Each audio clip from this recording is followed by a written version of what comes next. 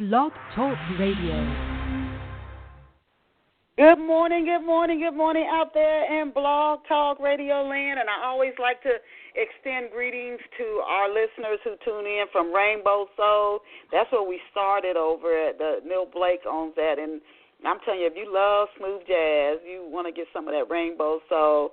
It's an online radio station. They're out of New York, but we also iTunes and just so many different ways that people tune in to Off the Shelf here live and via our archives. Get a lot of traffic, and our traffic is going up.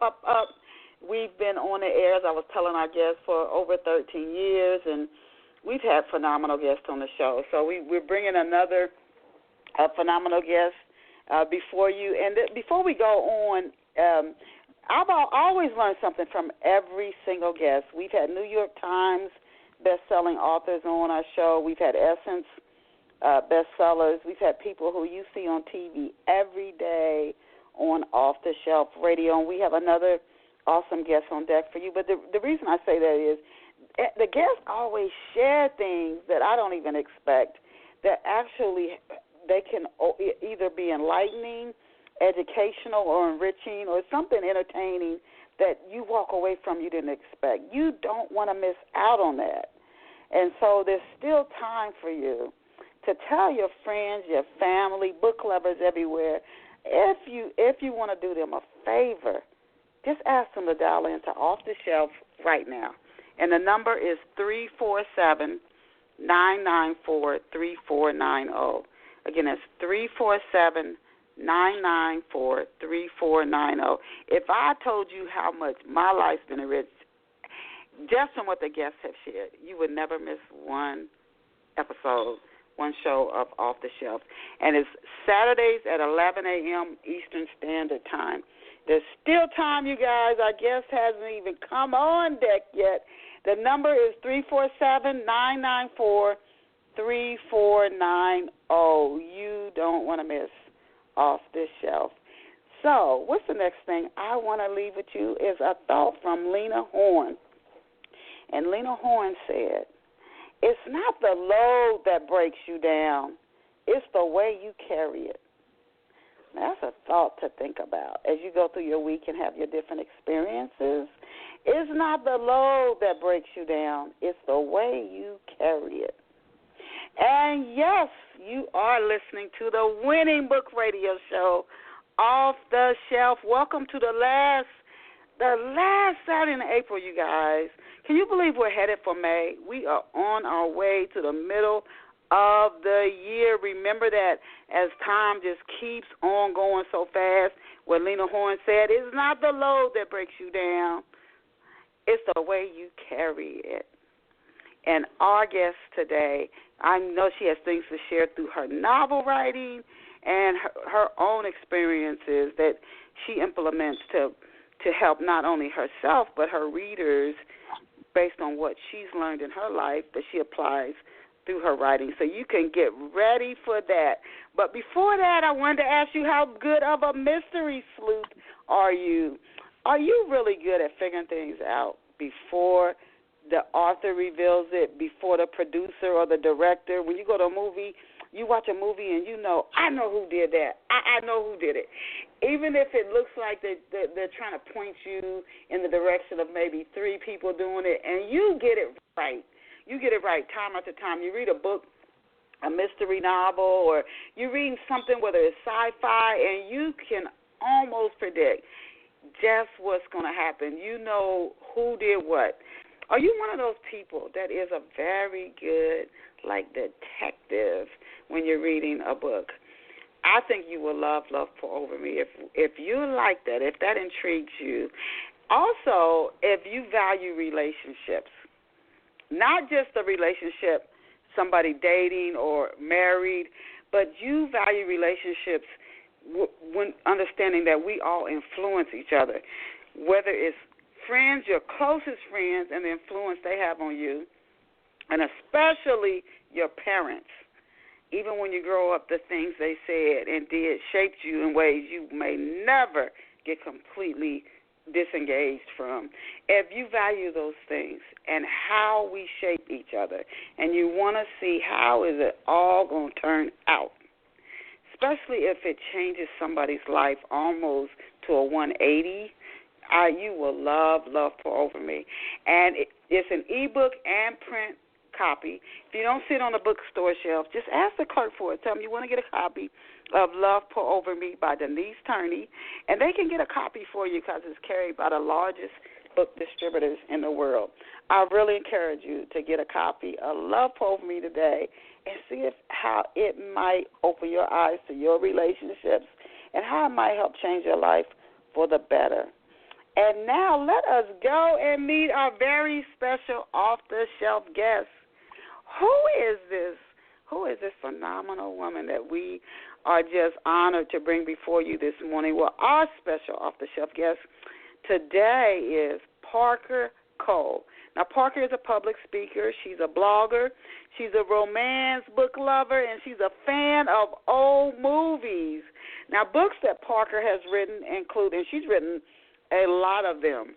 So some of her books, you guys, are Java Rift, Time to Say Goodbye, Java Blend. I got to ask her about that.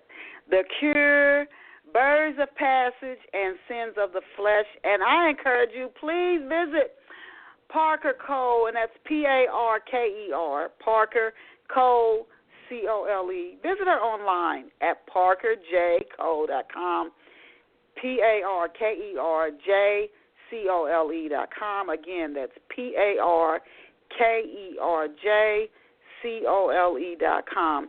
Welcome to Off the Shelf, Parker.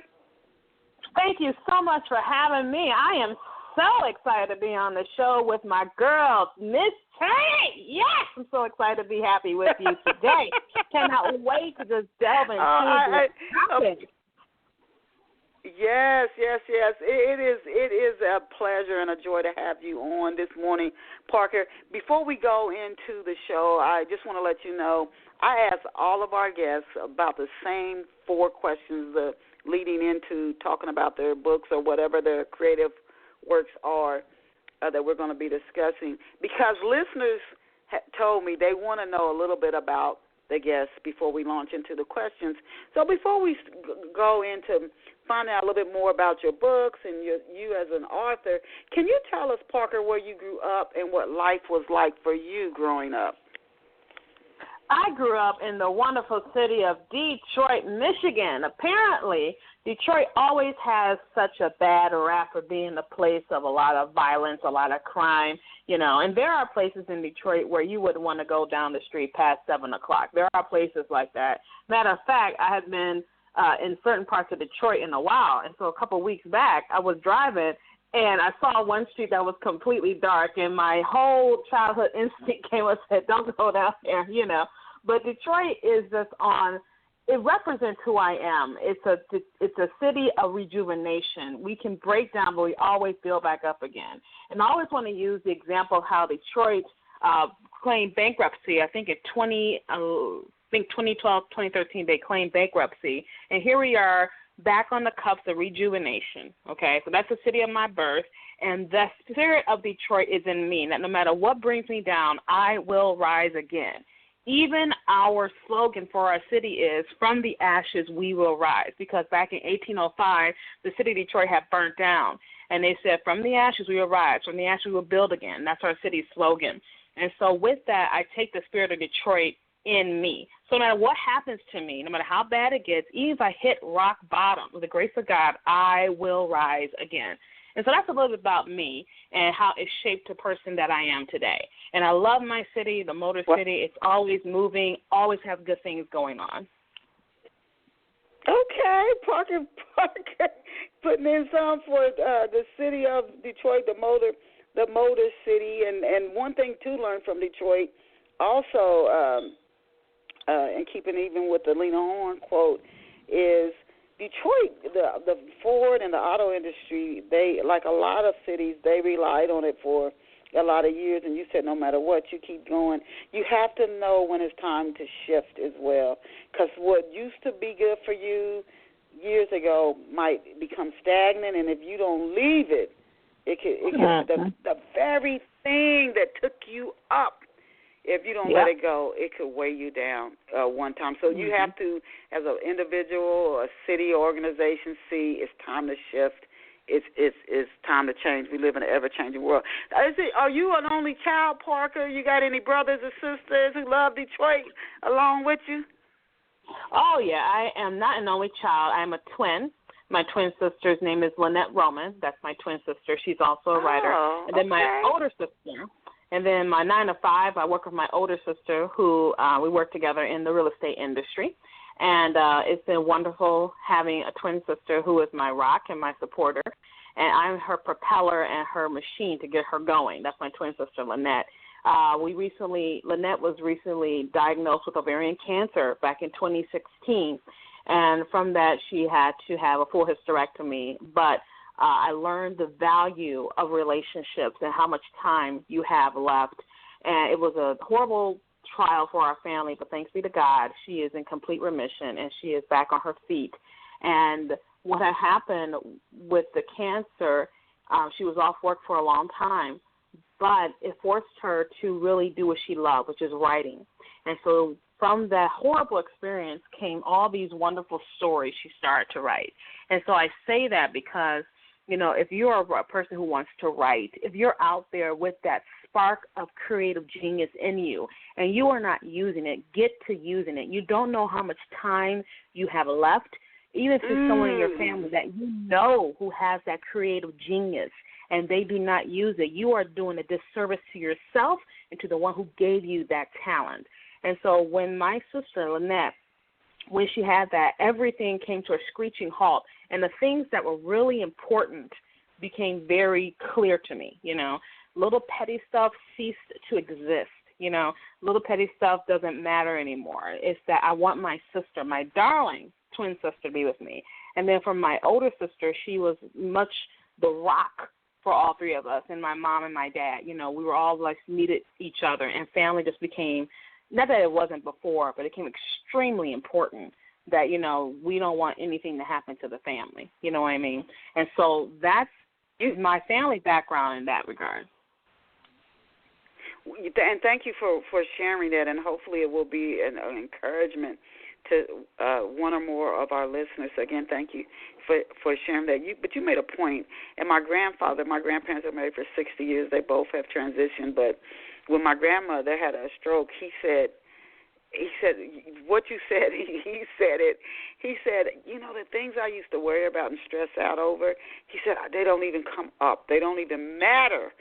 So it's almost like you do start to see what really is important in life, and we let things bother us that really are completely insignificant. So I encourage our listeners to maybe look at what they focus on, and some things you might say, you know, that ain't even worth my time, and just let it go. Yeah. What did you dream of? What did you dream of becoming? We know you work in real estate now, and you're a writer. But when you were a little girl, what did you dream of becoming? I had the extreme fortune of knowing that I would always be a writer. I always knew I would write. From the earliest moment of my memory, ink was in my blood. I was always reading, but I always knew I wanted to be a writer. And I say I was fortunate because there are some people still looking for their purpose. And I have discovered my purpose and am living in my purpose. And there's no feeling like knowing that this is what you were born to do, this is what you were meant to do. And that's why it's so important to hone into what is important in your life. You know what I mean? If what's important is family, then maybe your purpose is wrapped in family. It's some way of helping people or encouraging people or enriching someone's life.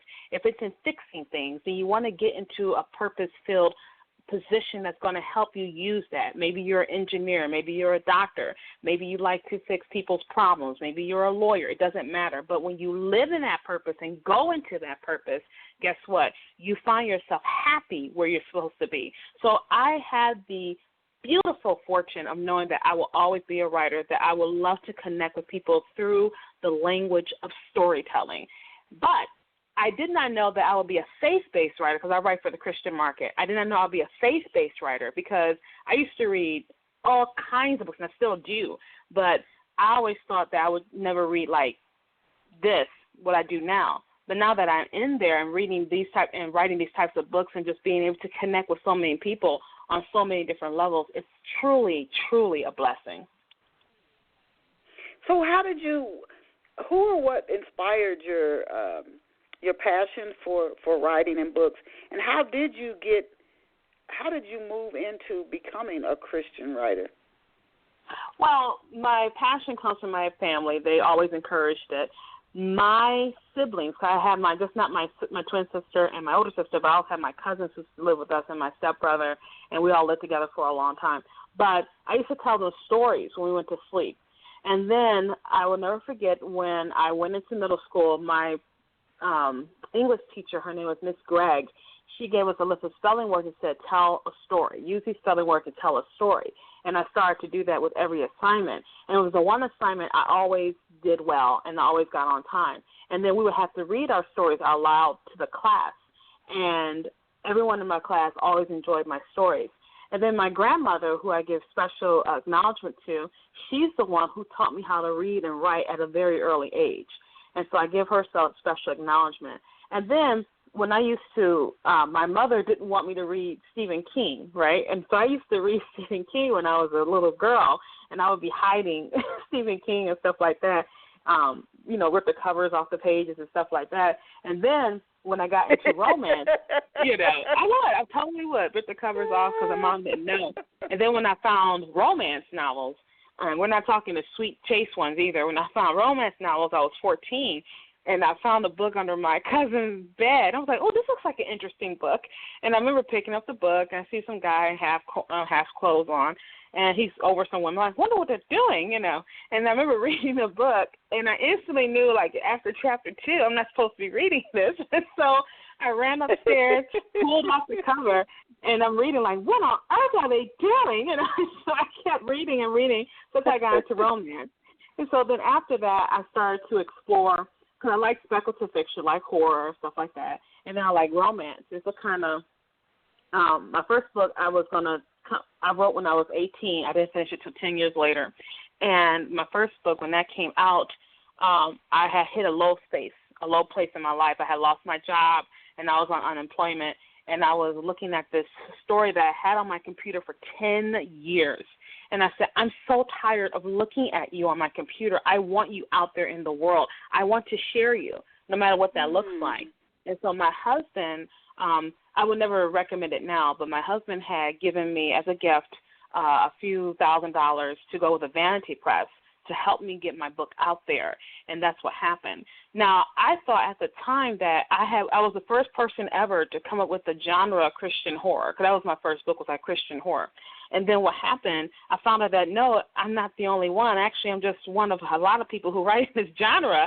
And so when that happened, I started to connect with other authors and stuff like that. So that's how I became into the Christian publishing industry. And then I went ahead and started to write romances which have a wider range of people to reach out to, because romance is a huge genre, from the spicy to the very sweet. And I started to write there. So that's how my career sort of came to be. There's more to the story, but I don't know how much time we have left, and I don't want to talk too much and not get to the questions you want to ask me. Okay. Now, did you really start, when researching Parker, did you really start writing to fill a void, laughed after you stopped eating marshmallows and drinking Mountain Dew? Well, that came, I used to always have marshmallows since I was a little kid, marshmallows. And my father, he doesn't do it now, obviously, but I just have memories of Daddy always drinking Moon Mist or Mountain Dew. And so that was always something he drank. And so you know how you carry those habits with you from childhood. And so I'll be writing, and I would get that sugar high when I wrote. And so that would kind of get me writing. You know what I mean? Because sometimes the chemical balance of the Mountain Dew and the marshmallows work together to create some of the craziest stuff, And for me, that was my writing mojo that got me into writing. But now I'm trying not to because it's bad for your health.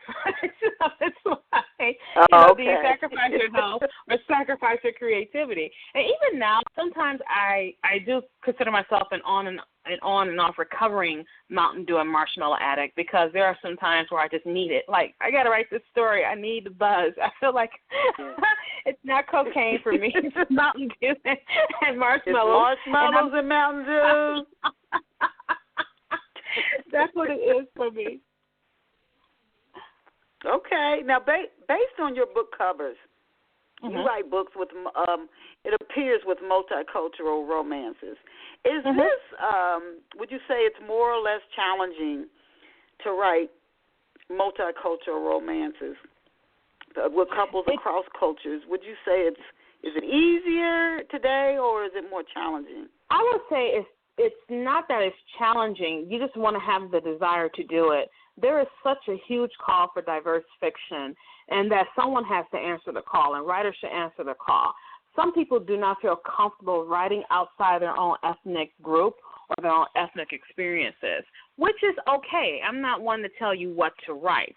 But I do challenge people to write outside those comfort zones, because you learn so much more. With the book that we'll be talking about a little bit later on in the broadcast, Time to Say Goodbye, I'm coming from a couple of a white guy who is, quote-unquote, trailer trash, who fought for an East Indian woman.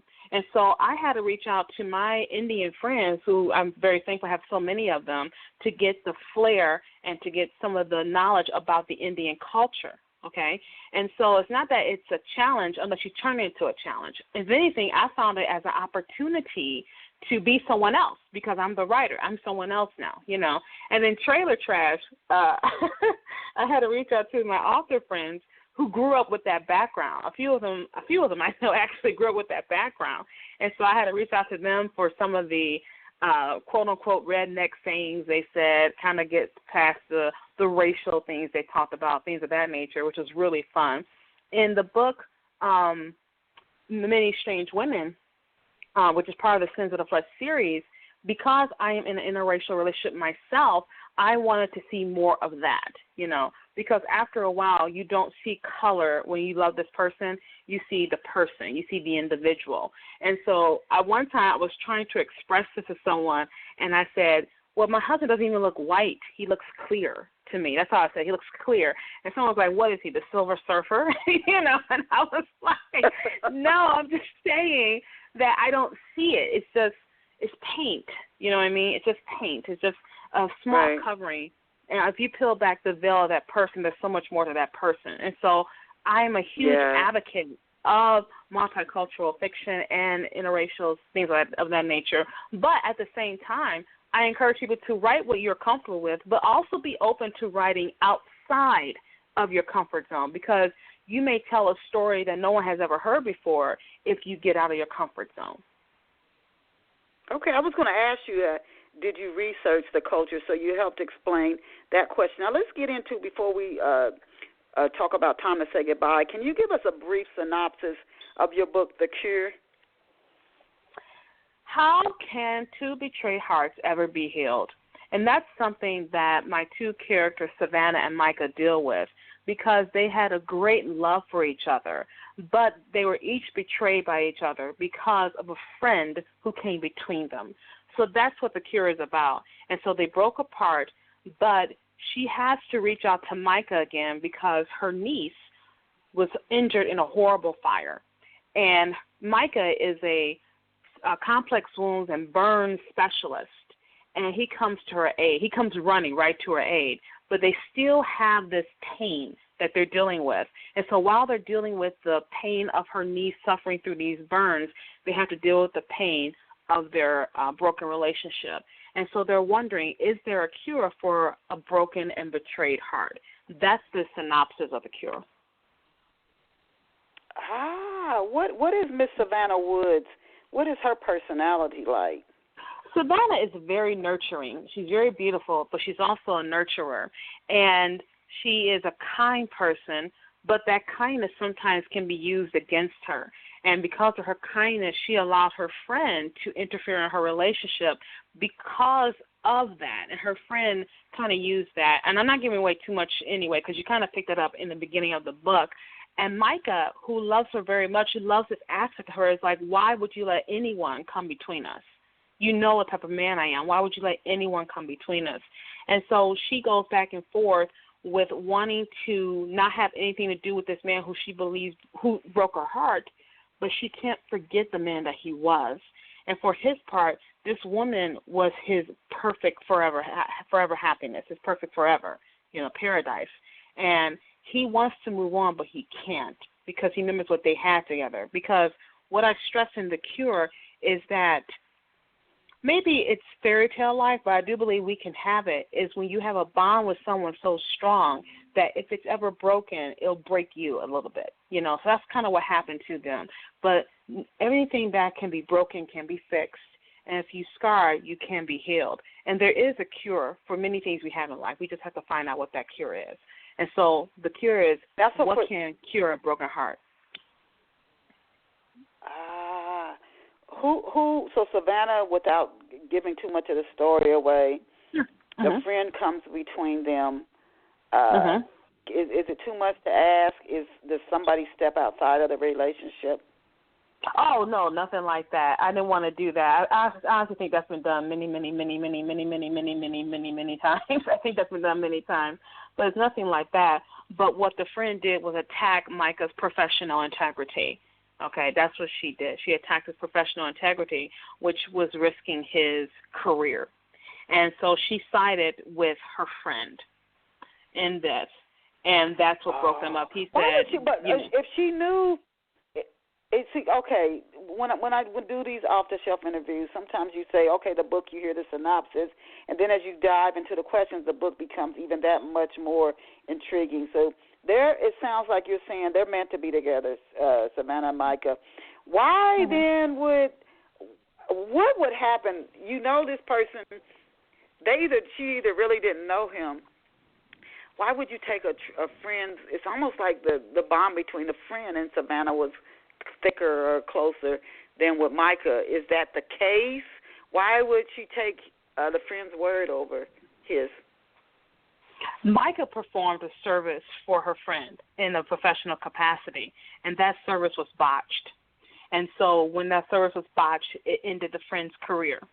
And so instead of the friend is saying, no, he did not take responsibility for what he did, he said, no, I did everything correctly. I don't know what happened after I took care of it.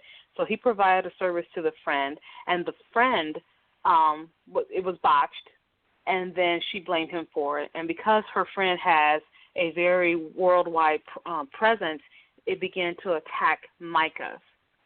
And so that's what happened. And so it almost ended his career, And then something happened where it didn't end his career, but it broke up Savannah and Micah because she said, you did this to my friend. He said, no, I did not. She said, it's undeniable. He said, it's not. I know exactly what I did. I'm a competent surgeon. There's nothing I did to her that she should have ended up like this. And so that's kind of like what drove them apart because she said, I'm looking at the result of your botched surgery on her. And he's like, no, you're not, you see. So that's kind of what happened. Wow. Now you took a really interesting twist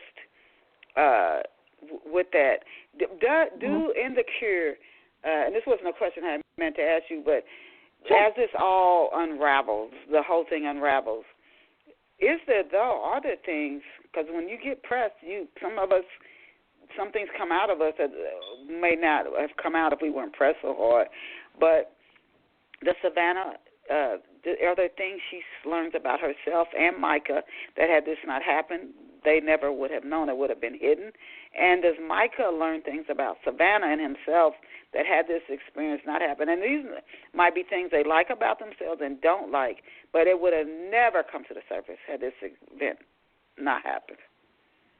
Well, Savannah thanks her friend for getting her into becoming a supermodel. She became a supermodel, and she thanked her friend for it. But over time, when she and Micah broke up, she began to binge eat. and so she gained like 20 pounds, which is a no-no for a supermodel. And she wanted to kind of leave the industry anyway because modeling in and of itself can play mind games with you. Now, it's getting better because people are starting to see beauty in a different light. It's not just one style of beauty. They're starting to see all types of beauty being represented by different things. So it's getting better. But for her, she was not happy being a model, but her friend had pushed her into being a model because she had those looks. For Micah, he didn't like the fact that this modeling career was changing the woman that he found perfect. And as a plastic surgeon who also specializes in complex wounds and burns, he found her perfect. She's perfect just the way she is. And so it wasn't that they discovered anything about themselves that they didn't know. It was the fact that they knew they were meant to be together, but this friend was the one who drove them apart. And so he discovers that even though he believes the friend was wrong, he should have listened to Savannah and taking her concerns very validly. For herself, she should have gotten more information about what had happened instead of just siding with her friend just based off what she saw, because everything you see is not always true. There's always things behind the scenes that you need to be aware of. And so they both needed to learn more about what's going on besides the front of the picture. Okay. Now is now the time to say goodbye. It's time to say goodbye. Is this part of a book series, Parker, or is this a standalone? It's a standalone, but part of a series I'm calling Michigan Sweet.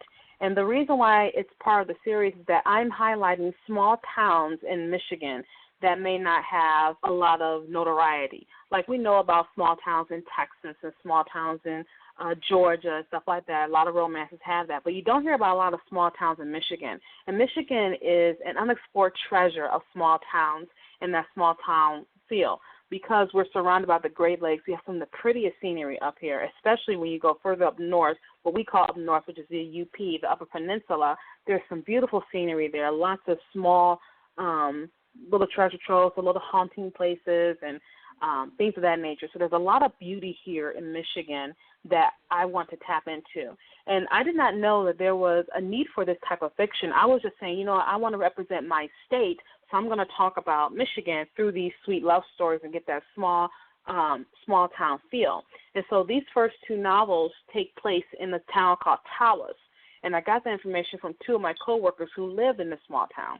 And then the next book in the series that I'm currently working on right now is going to take place in this town and then another town. And the next book is going to explore that town, because I want to hit these small towns in Michigan. So it's part of a series, but they're all standalone, and they just make references to the other characters in the other stories. You love your home state of Michigan. Go Michigan. Good for you. Good for you. A lot of people do love their hometown, so that's a good thing. Now, in the book, Time to Say Goodbye, is it Time to Say Goodbye? Why is why is he incarcerated? Dev is incarcerated on the charges of wires and securities fraud. And so he ran a investment firm, and he is accused of stealing investors' funds of about $14 million. Whoa. And he was convicted on that charge. How long had he been running his business before he was put in jail? He had been running his business for about 4 years. And now that you think about it, about 4 years. I've run his business for about 4 years. But during that time, it gets kind of murky about some of the things that were happening. So that's why these things started to happen. Then he was, falsely accused of wires and securities fraud. So that's how his incarceration takes place. Okay, please tell our off-the-shelf listeners, how old is Dev, and what is he like? Give us a little backstory on him. Is he married? Is he single? And had this been his passion to go into financial services for years? What's he like? Dev was he's a Indian man who's very handsome. He's very outgoing, and he loves to connect with people. He got into finance because he wanted to help people learn how to control their money and learn how to take care of their money so they could build a legacy for their children to move on. And so that's why he got into the financial industry. And the fact that he had that charisma that people were automatically drawn to. In the book, it's referenced that he was one of Detroit's elite financial businessman, and he has what they call the best eyes in Detroit because he has these really sexy bedroom eyes that the women of high society in Detroit just swoon over, you know. So he's very handsome, very outgoing, and he knows how to charm people. And so that is one of his assets, is that. And so that's what his character is about. Okay. Now, I hope I'm saying his name right, Gargi Kapoor. Is Gargi naive, or does she simply refuse to believe that her brother stole money simply because he's her brother? No, she's not, I don't believe she's naive at all. She's not naive. She is extremely loyal to her family, like we all should be in some way, depending on the circumstances. And we know there are times where sometimes you have to run away from people. But she is not naive. She's very loyal to her family. She does not believe that her brother has stolen anyone's money. She used to work with him. She knows her brother. She grew up with her brother, especially when their mom died.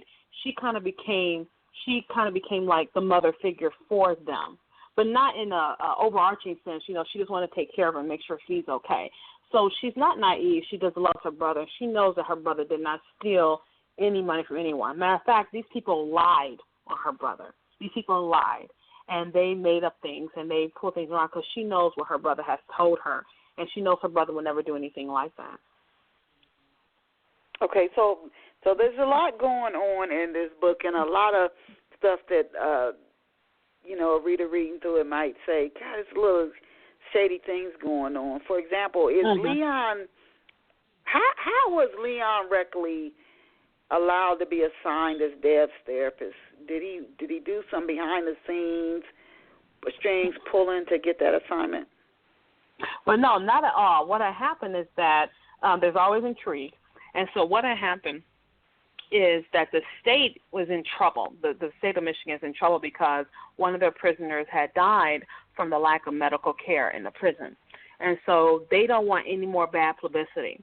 And so Leon, who works for a health care center that provides long-term acute care for people, they want a contract with the state. And so the owner of the company came to him and said, hey, look, this is what's going to happen. They don't need any more bad publicity. We're going to take care of it, and you're going to take care of this guy who's a prisoner who needs acute care for his condition. And so that's how he got assigned to it. Now, Leon could have easily have said, hey, I don't need this, I'm too close to it, whatever. But he remembered that he had met Gargi, and for some reason, he didn't say anything. He said, okay, I'll take the case. So that's kind of like how that starts off with them two. Okay. So is Leon... So he's not. I was going to ask you: is he a hard guy, and should Gargi trust him? I don't want to give too much of the story away, but how people, when you see people like good authors are told, whether you're writing a movie script or a book, you don't introduce a character who's not going to have some key role. Now, maybe not a key, but they play some role in the outcome of the story. So this Mr. Leon, he shows up, and he's assigned as Dev's therapist. Is Leon a hard guy, and should Gargi trust him? He's not a hard man, but he is very bitter because he believes that Dev stole his mother's life savings, okay? So he's very bitter about what this man is doing. And then the fact that this man has a condition that is causing him to be in suffering is a good thing for Dev. So he's very bitter. He's glad that this man is having issues.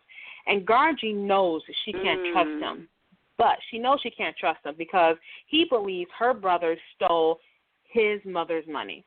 And she said, my brother would never do anything like that. Wow. Leon said, yes, he did. And so Dev has had this physical condition that they both need to see to. And he said, there is no one more motivated than me to make sure he gets well to send him back into prison. So that is the start of all their relationship is that. Their motives are motives. I was watching a show last night on 2020 on OWN, the Oprah Winfrey Network, a real life story. This guy wanted to take a guy down, again, a true life story, kind of like what's happening in your book a little. He wanted to take this guy down, so he goes to court, and he does help take the guy down. They did some horrific things, but the other guy was also doing some crooked stuff. So as he's coming out of the courtroom, the FBI arrests him. And I'm like, listening to, like, Leon wants to take care of Dev because he wants, man, I want you to live to get yours. You're going to pay. Basically. How does that motive, mm-hmm. maybe later on actually come back to haunt you? But I wanted to know, and I'm sure our off-the-shelf listeners would also like to know, so Leon is, he's not really, his motives aren't as clear with Dev as maybe Dev would think, but how did Gargi and Leon get to know each other? Well, they knew each other because of her brother. They are connected by their brother's health condition because, as you find out in the beginning of the book, he's sick. Toward the beginning of the book, you find that she goes to visit him in prison, and he's sick, and he passes out in front of her, and she's like, what's going on?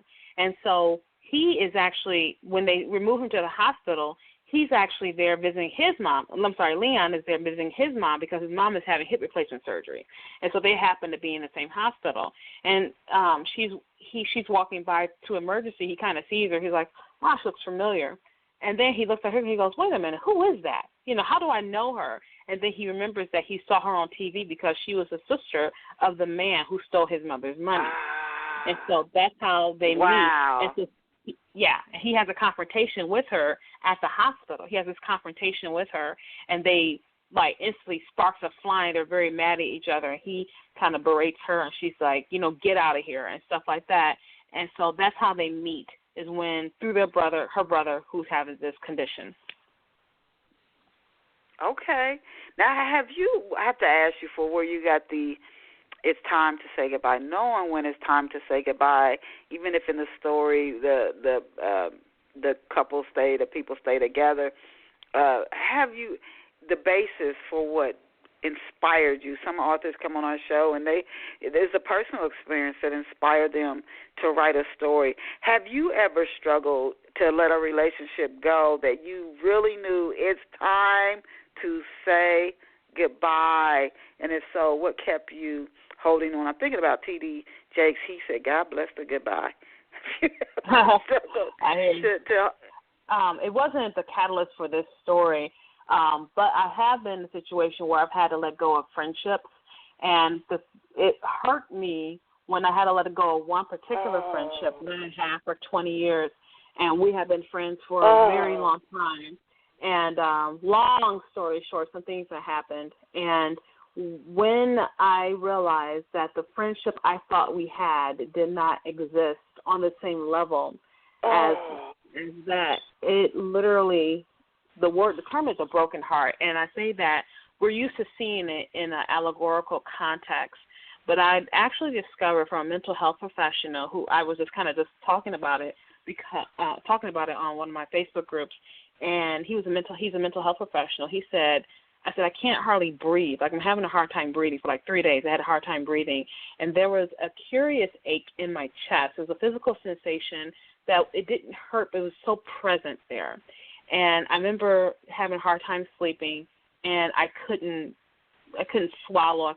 These things that happened, these physical manifestations of things I did not understand what was wrong with me. I had been crying, yes, but my tears had gone. But why was I still feeling this way 3 days later? And so I kind of put it out there. And he said, you know what, Parker, it sounds like you have had a very emotional, traumatic experience. He said, you sound like you have a broken heart. And I had never until that moment taken it literally that emotional trauma can cause physical manifestation. I had never experienced that before. And it really hurt. And it took, a very good friend of mine to kind of get me out of there. It took over a year to get over it, because these are relationships that you put a lot of time and effort into. And to discover that what you thought you had never existed with someone who's supposed to be a very dear friend, it can break your heart. But either you linger on it or you have to learn to say goodbye. And like you said, Jake said, God bless the goodbyes, because sometimes those goodbyes lead to better hellos, and I understand that. But the mourning of that relationship, the mourning of what you thought you had, that sorrow is very real. And that's why you have to learn to say goodbye. Sometimes it's going to take a long time to do that, though, because you don't want to let go of something that's been a comfort to you for so long. You don't want to let go of that. But there are times when, in order to move forward, you have to say goodbye. And that's kind of like what I've experienced personally in my life when it says time to say goodbye. In this context of the story, though, he's only there for a season. He's only there for a moment to help get our brother better. And then as they get to know each other, will eventually she have to stay? Will he stay, or will it be time to say goodbye? So that's kind of like where that came from. Wow. You know what? And that is a universal, timeless thing. Are there signs for our listeners that not just in dealing with the novel, it's time to say goodbye, but in people's real lives? You talked about your friendship, and every day, you know, we say goodbye. 1 million people exit their bodies every single day, I'm told. Mm-hmm. People come into this world, they go out of this world. We have job loss, you said you had experienced, and I've gone through that as well, but it is a part of life. But when it comes to when a relationship has become like water that is no longer moving and it's going to become stagnant and start to stink, it's just not going to be good anymore. Are there signs that you've observed that it is time to call it quits? Yeah, there is. You know, one of the things that happens with relationships is that as they stagnate, you start to get more and more emotionally distant from them. People often, and I got this from another author friend of mine, her name is Zinema Wankar. She said, the opposite of love is not hate. The opposite of love is indifference, because indifference means you no longer care. Nothing they do can hurt you. Nothing they can say can hurt you. If they fell down and broke their necks, you'd be like, oh, sorry for you. Not really, you know. So those are, if you start to feel yourself becoming emotionally distant, if time with that person is not a high priority on your list for you, if you start to feel as if, you know, I haven't called them, or I haven't been called in a while, they're not checking up on me. Even like we're not talking about people having life, you know, just life interfering. We're not talking about that, and then you never hear from them. We're talking about people who just constantly don't have time for you, don't want to talk to you, don't want to spend time with you. Or if they do spend time with you, it's very regulated. Oh, I only got like 5 minutes. I only got like 6 minutes. Seriously, you know, you get those you know, and you start to see that they no longer respect you, or your opinion doesn't have any weight. You know, it's even physicality gets limited, things of that nature. You start to see these signs, and you start to know, okay, do I want to stay in this stale water, as you so eloquently put it? And I was thinking about when growing up in Detroit, my house that we grew up in was like 100 years old, so we had an old plumbing system. And goodness knows, when the plumbing system backed up, it was a horrific event, okay? Horrific event. In the basement, always back in the basement. And we all have to all go down there, clean the basement, because you can't leave that stuff hanging there. You can't leave it hanging there, right? It's not to go. I mean, we're not talking, it has to go like right away. You don't let it linger for days and days and days, because you're sick. You'll get sick and cause other kind of issues. And so that's kind of like how you know.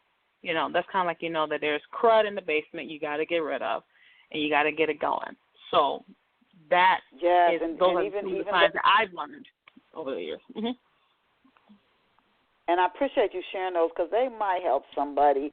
And then I think about, we've had people on who've been in domestic violence relationships, and they stay for years. And there are just times when you and people will know it's time to go, but they keep trying to make it work. I don't know why we hold on to things too long. I can't. I think that's where a lot of human pain and suffering comes from, actually, is holding on to things that you really should let go of. And it's like we don't want to let go. It's the unknown. The unknown is frightening. The unknown is frightening, because you know how, like, some people they're like, I like what I like, right? You know what you want to eat. You know, I like steak and potatoes. If I don't eat steak and potatoes and get something new and it's a horrible experience, I'll be mad because I could have just had a good experience with my steak and potatoes. You know what I mean? I think the unknown frightens some people, because I know what this is. This may be crazy, but I'm used to crazy. I like this crazy. What if I got into another situation and it's not crazy and it's crazier than what I already have? At least I can handle this crazy. You know what I mean? And sometimes people are just scared of that unknown. They're scared to. That's why some people who have that gift to write, they won't write, because they may find out something they didn't know about themselves. You know, but when you take a chance in the unknown, you may get hurt, you may not get hurt. But if you don't take a chance, you'll never know, and you'll never know what could have happened.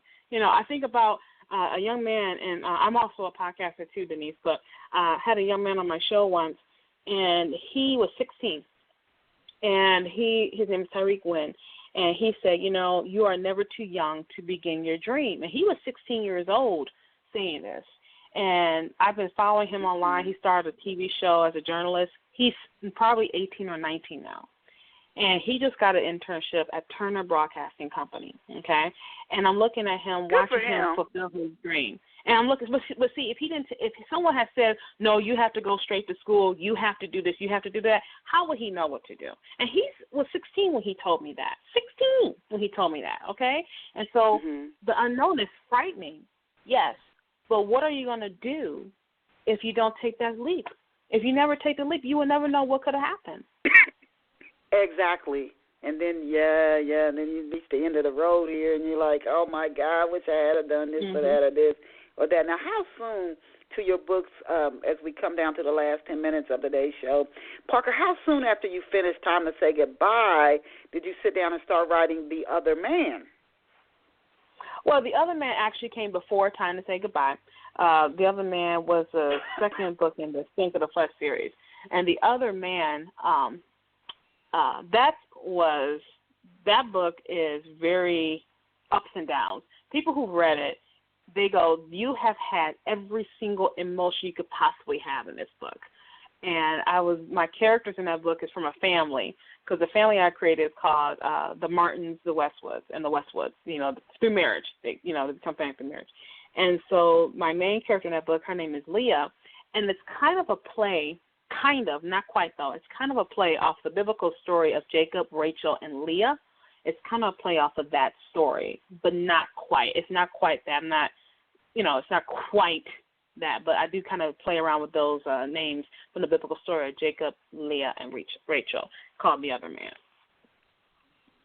Do you think, does somebody have to be, when you think about your novels, some people are turned off when they hear the word Christian romance or because they think that it's very maybe sterile. Your reader base, would you say that somebody has to be a Christian to enjoy your books, or would you say that's not the case? That's not the case. Oh my gosh, Christian fiction is so varied. People have no idea. There's a book I read recently. It has sex, violence, cussing, all that in it. And it's one of the best Christian books I've ever read. And some people are like, how can that be a Christian book? But it is, And I'm an advocate of what I call edgy or real Christian fiction. I believe in showing all the warts of people. I believe in showing that, if you want to be a Christian, this thing is not, be just good. You're dealing with people who are flawed. And in my book, my one book was actually called Christian Erotica. And I was like, you have got to be kidding me. There's not a sex scene in the book, but because I do have that kind of spiciness to it, and I'm kind of blunt about the romantic and sexual tension between my characters, some people felt that was too much for a Christian story. And I'm like, but that's what life is. I mean, babies don't burp rainbows, you know what I mean? And, we're not hatched from some egg somewhere, It's done through sex. And let's stop making some mystique about it, And I'm a huge advocate of that. So, no, you do not have to be a Christian to read the story. I just like to let people know that there are Christian elements in there. I don't want to, mislead people. That's the biggest thing. I said I don't want to mislead people thinking, this is not what you thought. I don't want to because people have done that. If you've been there, people have done it, they mislead you. And I was kind of like, there are Christian elements in this story, but I don't think you have to be a Christian to read it. Now, let me ask you this. Do you feel pressure as a writer, as we talk more now at the closing about, want to get into a little bit of book marketing, but then also how you create a story as a writer, do you feel any pressure that you say, okay, I'm a Christian, some Christians have, this is the way you should live your life, and you shouldn't really be promoting or making stories, certain types of stories. Do you feel any pressure when you are writing or editing your work to say, you know what, I better take that out, or let me not deal with that? Is there any pressure? I'm not saying you get into it, but does it rise up in you when you're creating as a writer? Well, you know what, it used to. But then what I realized is that there are readers for everything.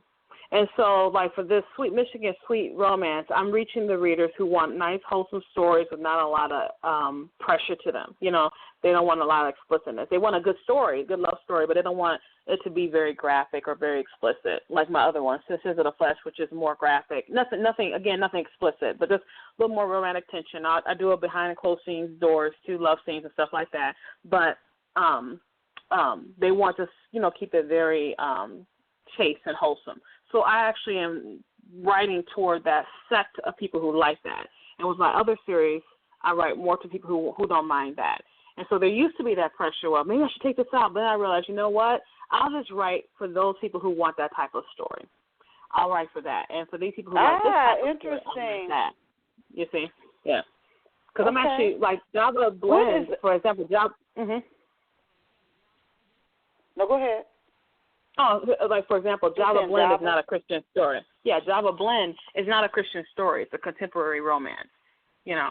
And, I mean, there's, like, the one of the characters are missionaries, but that's about it. You know, it's not really about that, but it doesn't go crazy. It's, you know what I'm saying? So I'm writing for people who they don't want any kind of religious aspect, and they just want a good story, and I write to that sect too. You know, I used to didn't do that, but as I've gotten into this writing thing, I'm like, you know, reach the readers who are out there.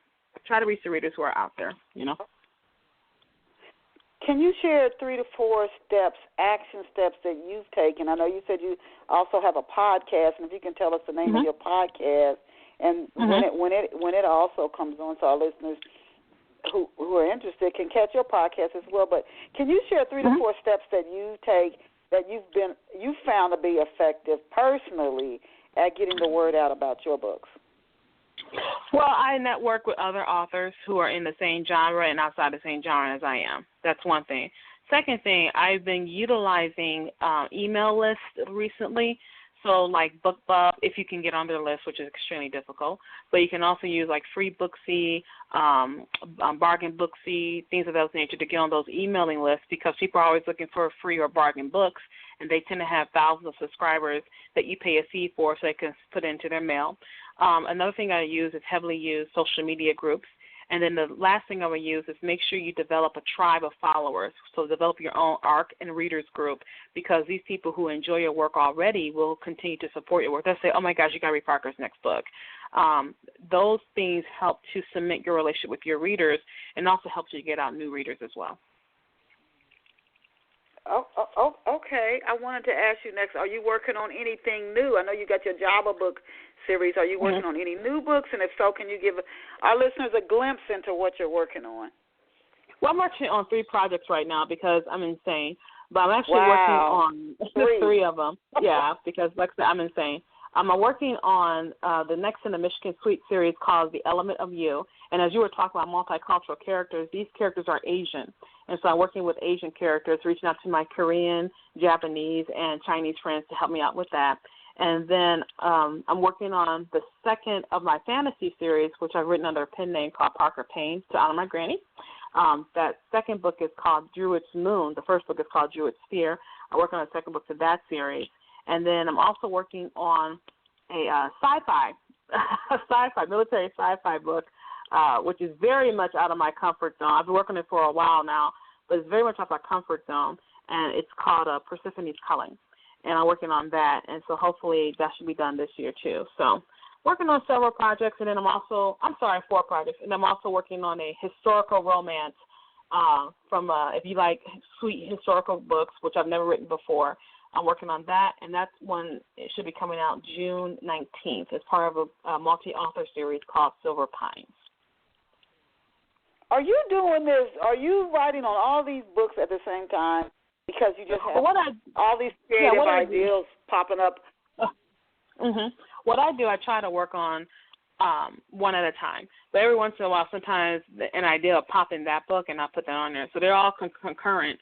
But am I working them all at the same time every single day? No. But they're all concurrent. And so my goal is to get, like, one out this month, and one out in June, the one out in September. You know what I mean? So I do have, like, deadlines for them. So, yeah.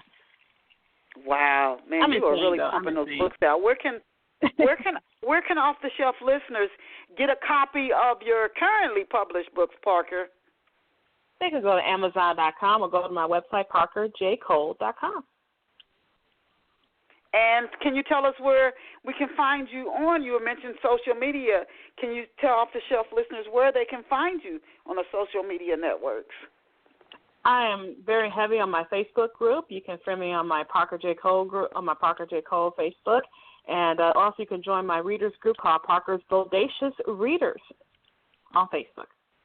Okay. You know what? That email list, I want to just, that idea you had, that's for anybody in any form of business. Major businesses have them. You got to have a list where you can get in touch with people. I really encourage you. I mean, multi-billion dollar companies have these their own. They don't just rely on the social media networks, because if they shut you down, then you can't connect with those people. But have your own mailing list, some way to get in contact with your current and prospective or potential readers. Well, we have come to the end of today's Off the Shelf show, and we want to thank Parker J. Cole for being here with us this morning. And if you came in late or midway, no worries. When the show finishes streaming, you can go back and listen to it in its entirety in the archives. But Parker J. Cole, some of the books she's written, you guys, she's written that Java series, Java Rift, Time to Say Goodbye, Java Blend, The Cure, Barriers of Passage, and Sins of the Flesh. And we only talked about a few of her books, so I encourage you to visit her online. You can get the full slate of the books she is currently published. And our website, again, is Parker J. Cole, ParkerJCole.com. So we want to thank Parker J. Cole for being here with us. She is a lady on the move. She's working on 4 books right now. So look for her next books when they do come out again. Keep up with her. You can just bookmark her website, ParkerJCole.com. We want to thank each of our off-the-shelf listeners for being here with us today. And remember just to set it on your calendar, Saturday mornings at 11 a.m. Eastern Standard Time or New York City time. You're going to bless yourself by tuning in to Off the Shelf. And as I always tell you, remember, you are amazing. You are fabulous. You're awesome. It's gorgeous here in Georgia, you guys. Go out and create an awesome day for yourself. Parker, I'll shoot you an email. Bye for now.